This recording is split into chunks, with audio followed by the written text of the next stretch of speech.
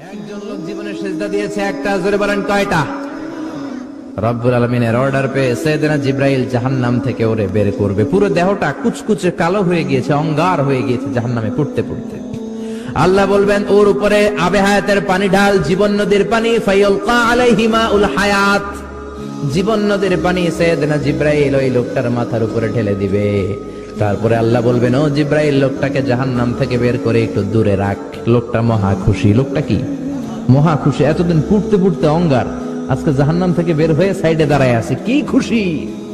হাজার হাজার বছর চলে যাবে, কিন্তু জাহান্নামের আগুন কি দুনিয়ার আগুনের মতো নাকি? বিশ্বনবী বলেছেন নারুকুম তুকিদুনা বিহি জুজউন মিন ৭০ জুজ মিন নারি জাহান্নাম, দুনিয়ার যে আগুন দিয়ে রান্না করে তোমরা রান্না করো, এই আগুন কিন্তু জাহান্নামের আগুন না। জাহান্নামের আগুন দুনিয়ার আগুনের চেয়ে ৭০ গুণ বেশি তেজওয়ালা। কোন আল্লাহু আকবার। এজন্য আল্লাহ এটার নাম দিয়েছে নারুল্লাহ। এটা আল্লাহর আগুন। কার আগুন? নারুল্লাহিল মুকাদা আল্লাতী তাত্তালিউ আলাল আফইদা। এটা আল্লাহর আগুন, দুনিয়ার আগুন আঙ্গুলে লাগালে আঙ্গুল জ্বলে, পায়ে লাগালে পা জ্বলে। জাহান্নামের আগুন দেহের যেই জায়গায় লাগুক না, সবার প্রথম আপনার কলিজাটা জ্বলে যাবে। তাকে জাহান্নামের বাইরে দাঁড় করে রাখা হবে হাজার হাজার বছর, ও নাচতে থাকবে খুশির চোটে, বাঁচছি আমি বাঁচছি। হাজার বছর পরে আল্লাহর ডেকে বলবে ও আল্লাহ ইনদি সুআল, আমার প্রশ্ন আছে, আমি কি আপনার দরবারে একটা প্রশ্ন রাখতে পারি নাকি? আল্লাহ বলবেন বালা তবান, অবশ্যই পারো। এই গুনাহগার বান্দা বলবে আল্লাহ আপনার কাছে আমি জানতে চাই, আপনি কোন ডিসিশন নিলে আপনার ডিসিশনের উপর খবরদারি করার মতো কেউ আছে নাকি? আল্লাহ বলবেন না, আমার ডিসিশনই ফাইনাল। এবার গুনাহগার বান্দা বলবে আল্লাহ তাহলে আপনার কাছে আমি জানতে চাই, এই জাহান্নামের এই পাশ থেকে আমার যদি অনেক দূরে নিরাপদ একটা জায়গায় নিয়ে আমারে রেখে দেন, আপনারে জিজ্ঞেস করার মতো কোনো লোক আছে নাকি? আল্লাহ বলবেন no, no one can ask me anything, কেউ আমারে জিজ্ঞেস করবে না। এবার কেঁদে কেঁদে লোকটা বলবে মাবুদ জাহান্নাম থেকে বের করেছেন শুকরিয়া, কিন্তু জাহান্নামের লেলিহান শিখায় এখনো তো আমার দেহ জ্বলে যায়, জাহান্নামের উত্তপ্ত আগুনের চোটে এখনো তো আমি দাঁড়িয়ে থাকতে পারি না, আমাকে একটা নিরাপদ জায়গায় নিয়ে যান। আল্লাহ বলবেন ঠিক আছে, শর্ত হলো এই জিনিসটা তোমাকে দেওয়ার পরে তুমি আর নতুন করে আমার কাছে কিছু চাইতে পারবা না, কাগজ কলমে স্বাক্ষর করো। কি করো? চুক্তি হয়ে যাবে। লোকটা চুক্তি করবে, স্বাক্ষর দিবে, সিগনেচার, আল্লাহ আপনি যদি আমার এই জিনিসটা দান করেন, মানে জাহান্নাম থেকে একটা নিরাপদ দূরত্বে নিয়ে যান, আমি আর কিচ্ছু চাবো না। সুবহানাল্লাহ কোন। আল্লাহ জিবরাইলকে বলবেন যাও, নিরাপদ দূরত্বে নিয়ে যাও, নিয়ে যাওয়া হবে। এবার তো মহা খুশি, আইজও খুশি কাইলো খুশি, বাইসে গেছি আমি, আর এবার জাহান্নামের হিট গায়ে লাগে না। এই মহানন্দে হাজার বছর সে কাটাবে। আবার হাজার বছর পরে আল্লাহর ডেকে বলবে আল্লাহ ইনদি সুআল, একটা প্রশ্ন করতে চাই। কি প্রশ্ন? আল্লাহ বলেন তো আপনি নতুন করে ডিসিশন নিলে কেউ আপনারে কিছু বলবে নাকি? আল্লাহ বলবে না না বলবে না। কি বলবে? বল বল। বান্দা বলবে মাবুদ রে, ও আল্লাহ আপনি যদি আমার এইখান থেকে আরো দূরে নিয়ে যান, আগে আমি বলে রাখি আমি কিন্তু জান্নাত চাই না। কি চাই না? আগেই বলে রাখি আমি কিন্তু জান্নাতে যেতে চাই না, আমি শুধু চাই জান্নাতের দরজার সামনে নিয়ে আমারে বসায় রাখে। সুবহানাল্লাহ। ও আল্লাহ এটা দিলে আর কিছু চাই না, আগেই বলছি জান্নাতে ঢুকুম না, জান্নাতের দরজার পাশে বসুম। আল্লাহ বলবেন তুই না ওয়াদা করেছিলি আগের জিনিসটা দেওয়ার পরে আর কিছু চাবি না? বান্দা বলে আল্লাহ আর কিছু চাবো না, এইটাই শেষ চাও। আল্লাহ বলবেন আবার চুক্তি কর। আবার কি কর? চুক্তি কর, একটা সিগনেচার দে যে কিছু চাবো না। আবার সিগনেচার। এবার আল্লাহ সাইয়েদনা জিবরাইলকে বলবেন যা আমার এই হতভাগা গোলামটারে জান্নাতে ঢুকাইস না, জান্নাতের দরজার সামনে চেয়ার দিয়ে ওইখানে বসিয়ে রাখ। এইবার ওরে আর ধরে কে? জান্নাতের দরজার সামনে চলে আসছে। আহা কি সুন্দর জান্নাত। এয়ার কন্ডিশনের রুমে যারা ঢুকেছেন দেখবেন রুমে ঢুকতে না পারলেও দরজার সামনে দাঁড়াইলেও একটা ঠান্ডা বাতাস আছে না নাই? আছে না? মার্কেটে যখন ঢুকবেন সেন্সর করা যে গেট, দাঁড়ালেই সেন্সর করা গেট খুলে যায়, ভিতরে ঢুকে লাগবে না, ওই মার্কেটের সামনে দাঁড়ালো একটা ঠান্ডা হিমেল বাতাস গায়ে আছে না নাই?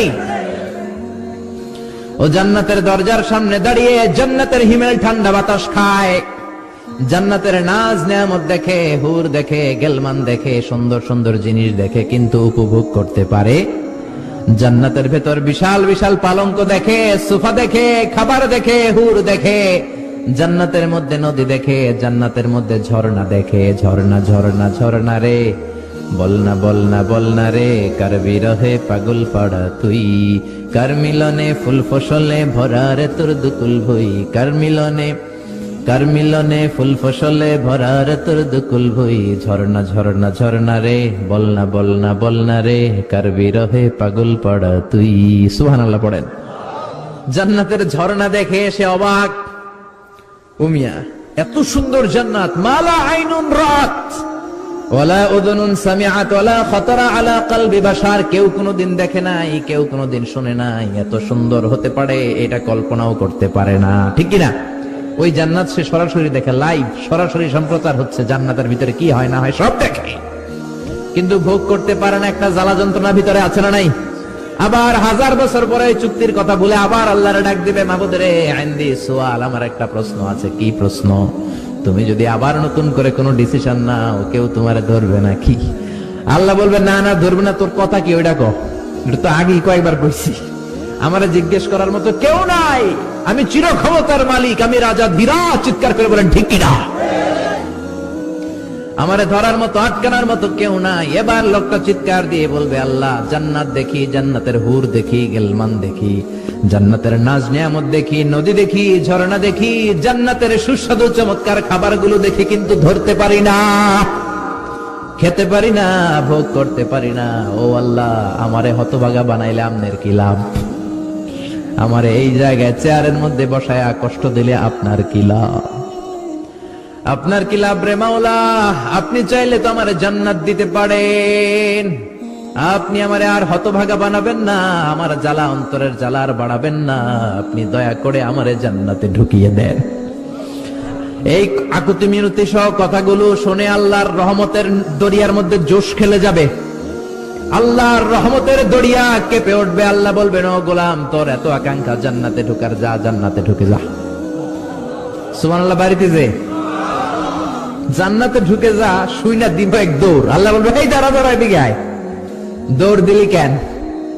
আস্তে আস্তে ভদ্রভাবে গেলি না কেন? জান্নাতে কেউ তো অভদ্র আচরণ করে না, দৌড়াদৌড়ি করে না, আস্তে আস্তে গেলি না কেন?